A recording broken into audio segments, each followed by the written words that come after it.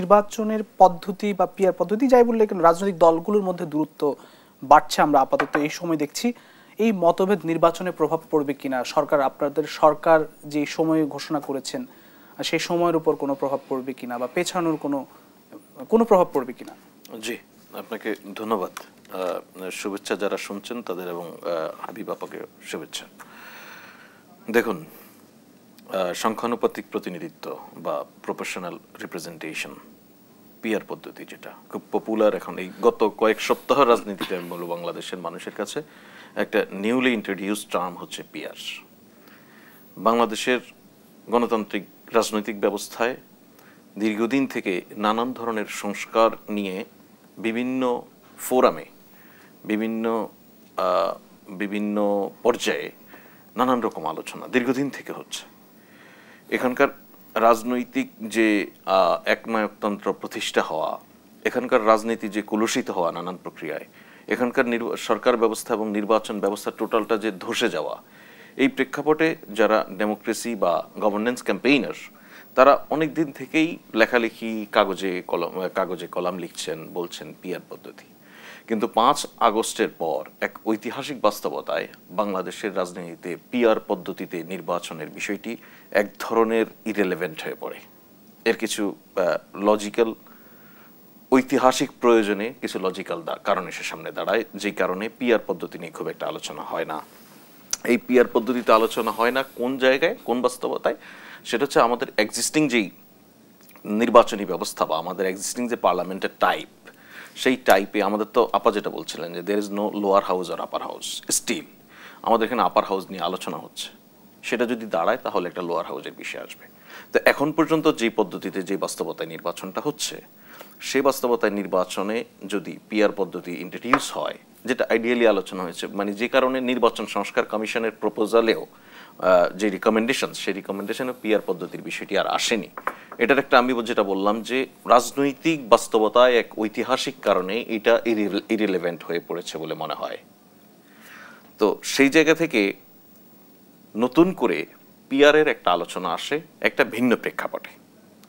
জাতীয় ঐক্যমত্য কমিশন, আপনি জানেন যে সংস্কার কমিশনগুলি থেকে প্রাপ্ত রিকমেন্ডেশনের ভিত্তিতে পলিটিক্যাল পার্টিগুলির সঙ্গে সিরিজ অফ মিটিংস সেগুলি শেষ করে সাম্প্রতিক সময়ে পলিটিক্যাল পার্টিগুলির সঙ্গে একসঙ্গে সকল পার্টির প্রতিনিধি নিয়ে বৈঠক শুরু করেছে। যেই বৈঠকের মধ্য দিয়ে আশা করা যাচ্ছে যে জুলাই সনদ হওয়া এবং আমরা বাংলাদেশ কি ধরনের সংস্কার, মৌলিক সংস্কার পথে যেতে পারবে সেই বিষয়গুলি নিশ্চিত হওয়ার একটা প্রক্রিয়া চলছে।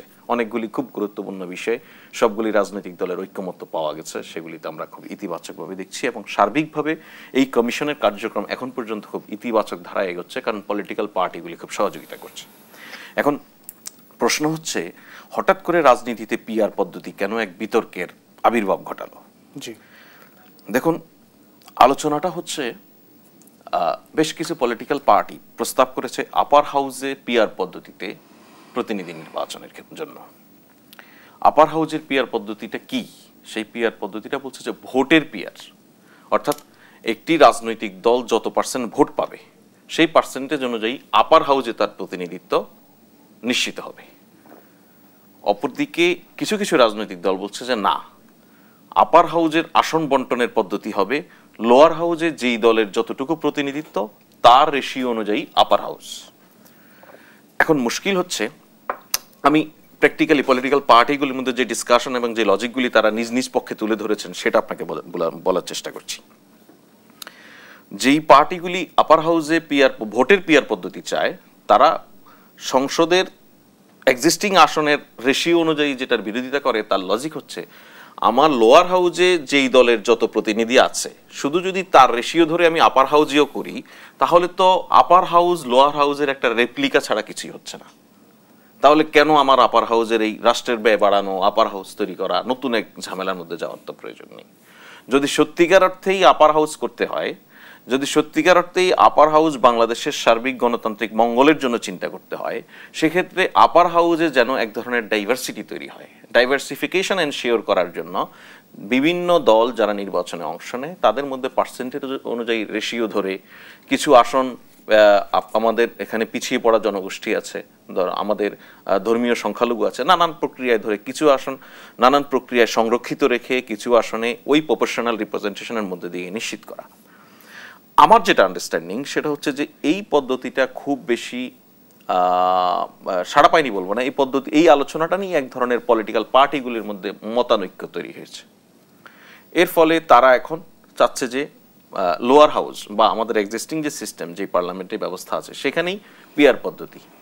আমি আশা করি একটা হচ্ছে যে আপা যেটা বলছিলেন খুব ট্রুলি, যে আমিও যেটা মেনশন করছিলাম যে আমাদের কোনো এজেন্ডা না, কিন্তু এটা জাতীয় ঐকমত্য কমিশন লোয়ার হাউসে পিআর পদ্ধতিতে নির্বাচন হবে কি হবে না এটা কিন্তু কোনো এজেন্ডাতে নেই। সো এই আলোচনাটা কোথায় হচ্ছে? মাঠে। সাম্প্রতিক সময়ে ইসলামী আন্দোলন বাংলাদেশ একটা বৃহৎ সমাবেশ করেছে, তারা সেখান থেকে এই দাবিটা তুলেছে।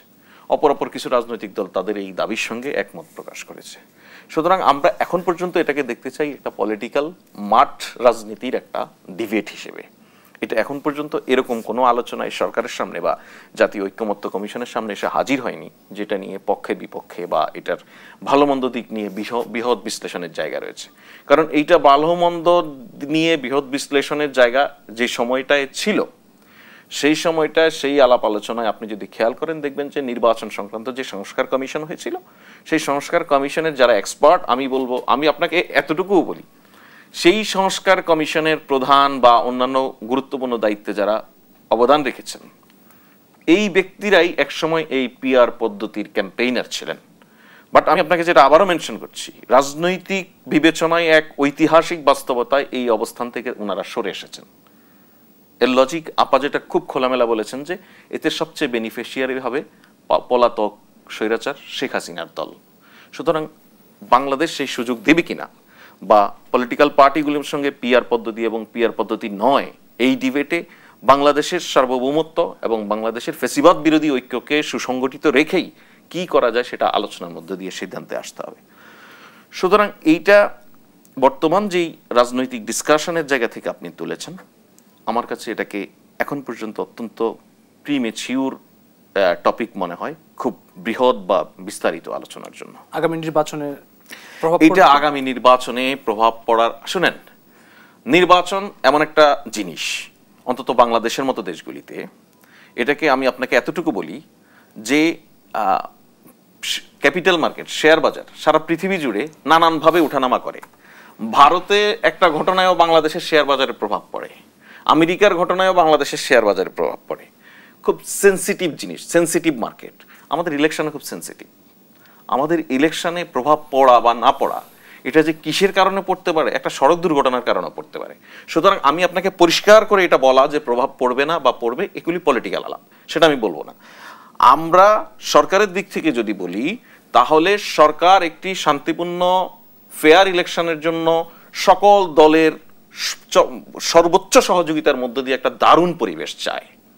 যেই পরিবেশ আপনি বলতে পারেন যে পরিবেশ নিশ্চিত করার দায়িত্ব সরকারের, ডেফিনেটলি সরকারের, কিন্তু বাংলাদেশের বর্তমান বাস্তবতায় নির্বাচনের ফেয়ার পরিবেশ নিশ্চিত করার দায়িত্ব যতটুকু না সরকারের, তার চেয়ে বেশি পলিটিক্যাল পার্টি। কিন্তু যেখানে পলিটিক্যাল পার্টি কেউ কেউ বলছে যে সংস্কার বিচারের কাঙ্ক্ষিত অর্জন না হলে তারা নির্বাচনে যাবে না এমন ঘোষণা দিচ্ছে। আমরা আশা করছি এই যে দলগুলির যে দাবি সংস্কারের কাঙ্ক্ষিত জায়গা, বিচারের কাঙ্ক্ষিত জায়গা, আমরা আশা করছি তাদের এই আশা পূরণ হবে। বিচারের কাজ সকল নিয়ম মেনেই অত্যন্ত গতিশীলভাবে চলছে। আশা করা যাচ্ছে নির্বাচনের যে সময়, সেই সময়ের আগে মানুষ যে আকাঙ্ক্ষা আছে মানুষের মধ্যে বিচার নিয়ে, সে আকাঙ্ক্ষার ন্যূনতম হলেও আশাব্যঞ্জক অগ্রগতি হবে। একই সঙ্গে সংস্কারের বিষয়।